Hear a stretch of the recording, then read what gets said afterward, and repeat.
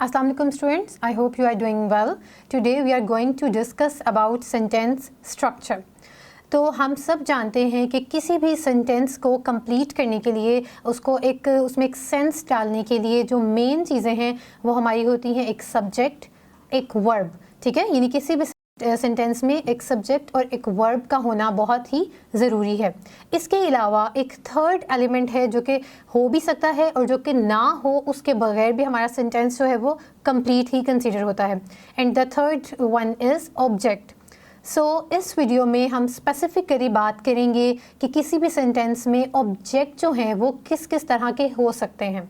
So first of all I would like to tell you कि subject क्या होता है, जो कि मैंने आपको बताया कि सबसे मेन जो है वो एक एलिमेंट है किसी भी सेंटेंस का, किसी भी सेंटेंस के स्ट्रक्चर को कंप्लीट करते वक्त। तो सब्जेक्ट जो है वो हमारा वो पर्सन होता है that is performing the action, okay, जो कि कोई काम कर रहा है। जैसे कि हम जैसे कह सकते हैं कि Ali is reading a book, तो यहाँ पे जो बुक है वो कौन पढ़ रहा है? अली। तो जो अली है वो हमारा एक सब्जेक्ट है, okay. And the second main thing is verb. Verb क्या होता है? इट शोज एक्शन, यानी कि काम क्या हुआ है, ठीक है, कौन सी एक्टिविटी है जिसको परफॉर्म किया गया है, वो हमारी वर्ब होती है। And the third one is, जिसका मैंने आपको बताया कि हम उसकी कैटेगरीज़ को भी इस वीडियो में समझने की कोशिश करेंगे। It is object.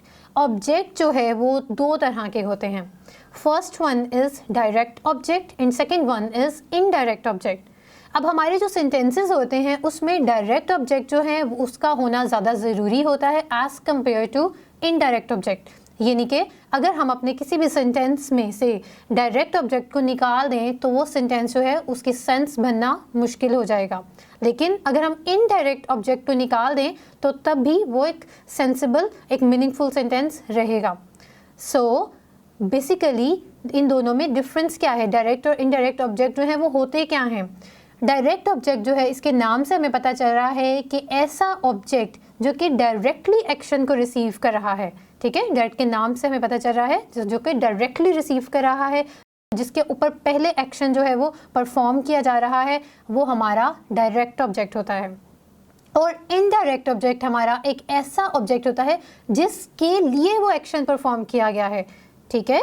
For whom the action is performed, that is our indirect object, or the person or anything that is receiving the action directly, that is called direct object. So ये तो थी इनकी definitions. अब मैं आपको examples के साथ इनको मज़ीद समझाऊंगी कि किसी भी सेंटेंस में जब हमारे पास डायरेक्ट ऑब्जेक्ट दिया हो और इनडायरेक्ट ऑब्जेक्ट दिया हो तो हमें कैसे पता चल सकता है कि ये कौन सा ऑब्जेक्ट है, ये इसकी कौन सी वाली टाइप है। सो फर्स्ट ऑफ ऑल हम देखते हैं कि सेंटेंस जो है उसका स्ट्रक्चर किस तरह का होता है। We have subject, verb and then direct object. यहाँ पे जो मैंने सारे सेंटेंसेस लिखे हुए हैं इन सब में मैंने सिर्फ और सिर्फ डायरेक्ट ऑब्जेक्ट का इस्तेमाल किया है ताकि मैं आपको पहले वो समझा सकूँ कि इसको हम किस तरह से अपने सेंटेंस में इस्तेमाल करके अपने सेंटेंस को कंप्लीट कर सकते हैं। So first example is Zia build a house, ठीक है। ज़िया ने एक हाउस बिल्ड किया, बनाया। बिल्ड की सेकेंड फॉर्म है बिल्ट, ओके। सो ज़िया जो है वो एक नेम है, वो एक सब्जेक्ट है। बिल्ड करना यानी बनाना, तामीर करना एक एक्शन है, एक काम है, एक वर्क है, तो that's why it is a verb.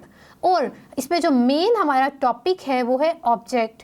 तो यहाँ पे हाउस जो है, अब उसने बनाया तो है लेकिन क्या बनाया है? एक घर बनाया है, ठीक है, यानी घर के ऊपर काम किया है। तो क्योंकि जो घर का है उसके ऊपर डायरेक्टली एक्शन परफॉर्म किया गया है, सो जो हाउस है यहाँ पे वो हमारा एक डायरेक्ट ऑब्जेक्ट है। Next example is my father made a sandwich.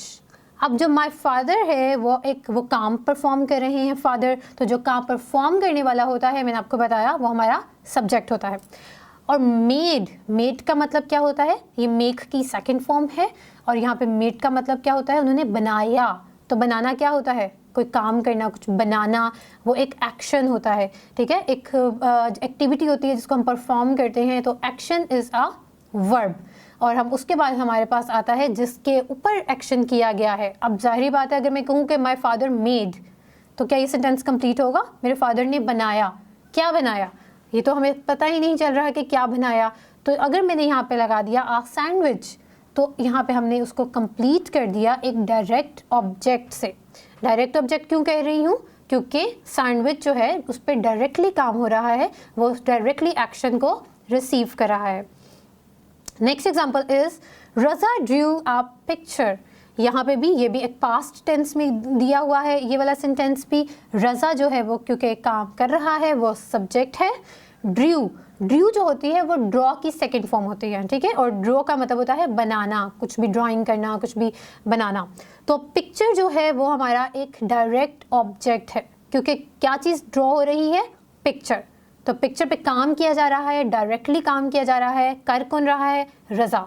तो रज़ा हमारा सब्जेक्ट है, ड्रू एक हमारी वर्ब है, एक एक्शन है, और पिक्चर यहाँ पे हमारा डायरेक्ट ऑब्जेक्ट है, क्योंकि इस पे डायरेक्टली एक्शन परफॉर्म हो रहा है। So last example of direct object is Toqeer planted a tree. Toqeer ने दरख्त जो है वो उगाया, ठीक है, या दरख्त लगाया। तो तोकीर जो है वो एक नेम है। अब ज़रूरी नहीं है कि जो सारे नेम्स होते हैं वही सब्जेक्ट होते हैं, जो आपके प्रोनाउंस होते हैं वो भी सारे हमारे सब्जेक्ट ही होते हैं, ठीक है। वो कोई भी चीज़ हो सकती है, he, she, it, they, you, I, we, किसी एनिमल का नेम भी हो सकता है। Anything that is performing the action, बस आपने अपने माइंड में ये रखना है, जो काम कर रहा होगा वो हमारा सब्जेक्ट होगा। प्लांट करना एक क्या है? एक एक्शन है।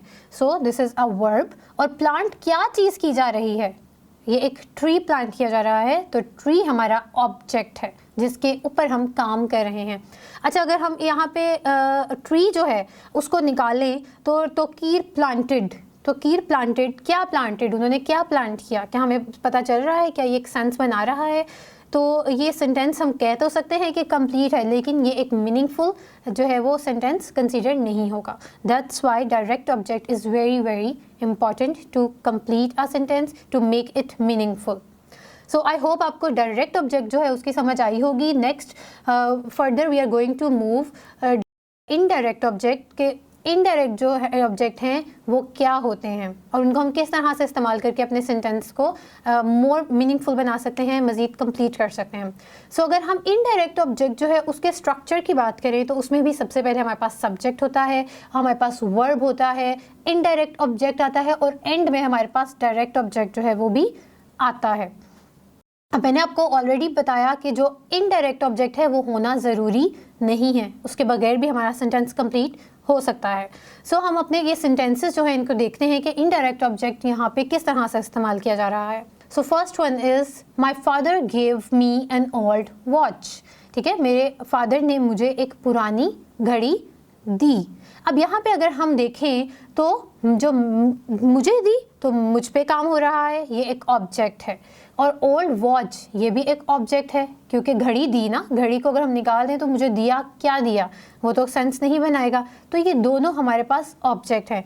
अब हमें पता ऐसे चलेगा कि जिस पर्सन पे एक्शन हो रहा है इसको हम अपना इनडायरेक्ट ऑब्जेक्ट कंसीडर करते हैं, ठीक है, और जो एक्चुअल में जो पहले एक्शन रिसीव कर रहा है वो हमारा डायरेक्ट ऑब्जेक्ट होता है।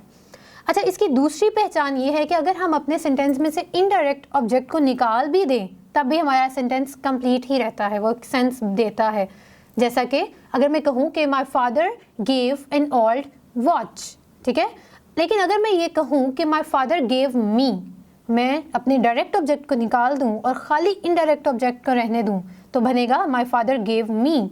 तो क्या ये सेंस बना रहा है? My father gave me what, ठीक है, उन्होंने मुझे क्या दिया, तो एक सेंस नहीं बनाएगा। सो इसकी पहचान ये है कि ऐसा ऑब्जेक्ट जिसको एक्सक्लूड करने से हमारा सेंटेंस कंप्लीट नहीं होता वो हमारा डायरेक्ट ऑब्जेक्ट है, और ऐसा ऑब्जेक्ट जिसको एक्सक्लूड कर देने से भी हमारा सेंटेंस मीनिंगफुल रहता है, उसमें सेंस रहती है, वो हमारा इनडायरेक्ट ऑब्जेक्ट है।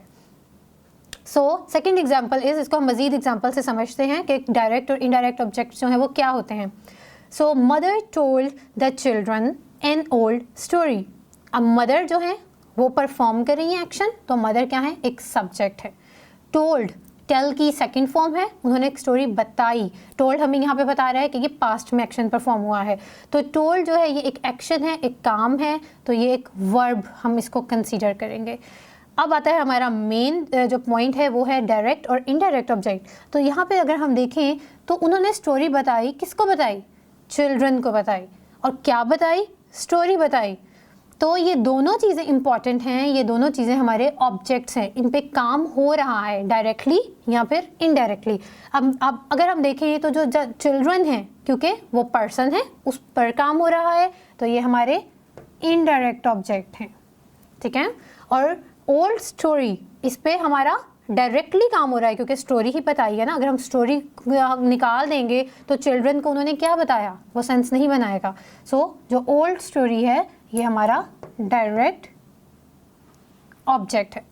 और अगर हम अपने दूसरे रूल जो है उसको भी इम्प्लीमेंट करके देखें तो अगर हम अपने डायरेक्ट ऑब्जेक्ट जो है उसको निकाल दें, my mother told the children, mother ने चिल्ड्रन को सुनाई, क्या ये सेंस बना रहा है? नहीं। इसका मतलब कि हमारा जो डायरेक्ट ऑब्जेक्ट है वो इम्पॉर्टेंट है, ठीक है, उसको निकाल के हमारा सेंटेंस कंप्लीट नहीं होगा। Third and the last example is Ayesha bought her son a new car. Ayesha जो है, क्योंकि उसने कार जो है वो ख़रीद कर दी है, उसने एक्शन परफॉर्म किया है, वो हमारा एक सब्जेक्ट है। बॉट, बॉट जो है वो बाय की सेकंड फॉर्म है, जो कि हमें बता रही है कि ये एक्शन प्रीवियसली परफॉर्म हो चुका हुआ है पास्ट में। ओके, बाय की सेकंड फॉर्म बॉट। बॉट एक एक्शन है, ख़रीदना किसी चीज़ को एक काम है, तो that's why it is a verb. Okay, now her son, क्योंकि उसने अपने बेटे के लिए खरीदी है, सो जहाँ पे जो सन है वो एक इनडायरेक्ट ऑब्जेक्ट है। ओके, और a new car, new car क्योंकि यहाँ पे दी क्या है, बेसिकली उसने अपने बेटे को क्या चीज़ दी है? कार दी है।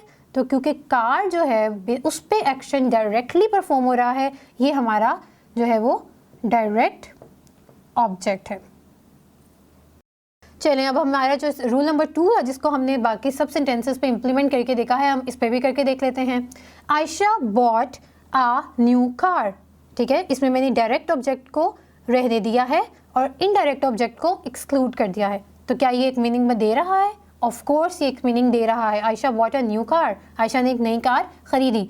लेकिन अगर हम अपने डायरेक्ट ऑब्जेक्ट को एक्सक्लूड कर दें, उसको एलिमिनेट कर दें, तो फिर देखते हैं कि क्या ये सेंस दे रहा है। आयशा बॉट हर सन, आयशा बॉट हर सन, उसने अपने बेटे के लिए जो है वो ख़रीदा। क्या ख़रीदा? ठीक है, हमें ये सेंस नहीं दे रहा कि क्या ख़रीदा, ये एक कंप्लीट सेंटेंस नहीं होगा। सो दैट्स वाई मैंने कहा कि ये एक इनडायरेक्ट ऑब्जेक्ट है क्योंकि इस पर्सन पे काम हो रहा है और इसको एक्सक्लूड कर देने से भी हमारा सेंटेंस एक सेंस दे रहा है, वो मीनिंगफुल रह रहा है, उसमें हमें कोई ऐसी ख़राबी जो है वो नहीं आ रही कि हमें वो समझ ना आ सके कि एक्चुअली किया क्या जा रहा है। So I hope you guys are clear about this topic. आपको पता चला होगा कि हमारे जो ऑब्जेक्ट हैं वो दो तरह के होते हैं, direct object and indirect object. Direct object जो हैं जो कि डायरेक्टली फर्स्टली एक्शन को रिसीव कर रहे हैं, और इनडायरेक्ट ऑब्जेक्ट जिनके लिए एक्शन को परफॉर्म किया जा रहा है और जिनको निकाल देने से भी हमारे सेंटेंस के स्ट्रक्चर पे कोई ख़ास फ़र्क नहीं पड़ता। सो इसी तरह के और सेंटेंसेस जो हैं वो आप सर्च करें जहाँ पे ये दोनों टाइप्स ऑब्जेक्ट की यूज़ की गई हों ताकि आप इसको मज़ीद समझ सकें। Thank you so much. अल्लाह हाफ़िज़।